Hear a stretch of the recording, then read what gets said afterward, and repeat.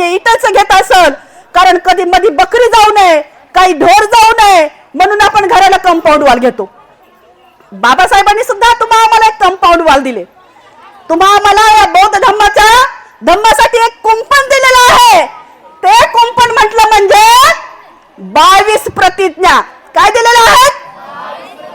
22 प्रतिज्ञा दिलेल्या आहेत आणि त्या 22 प्रतिज्ञेचं आपल्याला काटेकोरपणे पालन करणं सुद्धा आवश्यक आहे. कारण आताच मी या ठिकाणी माता रमाईचं साडीचं तुम्हाला उदाहरण दिलं आणि 22 प्रतिज्ञा आपल्याला या ठिकाणी काटेकोरपणे पालन करणं आवश्यक आहे. कारण आपल्याला बाबासाहेबांना किती दूरदर्शी होते ते त्यांना माहित होतं की शेळ्या बकऱ्यावानी इकडे तिकडे कुणी जाईल आणि म्हणून त्यांनी या ठिकाणी काय केलं, आपल्याला 22 प्रतिज्ञा दिलेल्या आहेत. त्या 22 प्रतिज्ञा आपण या ठिकाणी पाळणं सुद्धा आवश्यक आहे. त्याही नंतर डॉक्टर बाबासाहेब आंबेडकर जे आहेत पुढे पुढे समाजासाठीच कार्य करत राहिले आणि माता रमाई जे आहे आपल्या संसारासाठी झुंजत राहिल्या. त्यांचे 4 अपत्य त्यांना या ठिकाणी दफन झालेले आहेत. एक अपत्याचा या ठिकाणी प्रसंग सांगते. जो गंगाधर आहे तो गंगाधराला जो मृत्यू पावल्यानंतर कफन सुद्धा नव्हतं.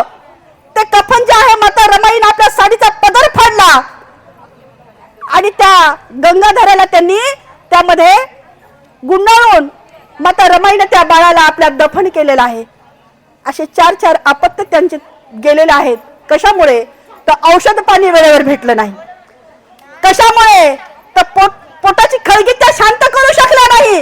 गरोदरपणी माताला सात्विक आहार पाहिजे, परंतु या ठिकाणी आहारच भेटला नाही तर सात्विक तर खूप दूर राहिलं आणि म्हणून त्यांना हे अपत्य सुद्धा गमवावी लागली.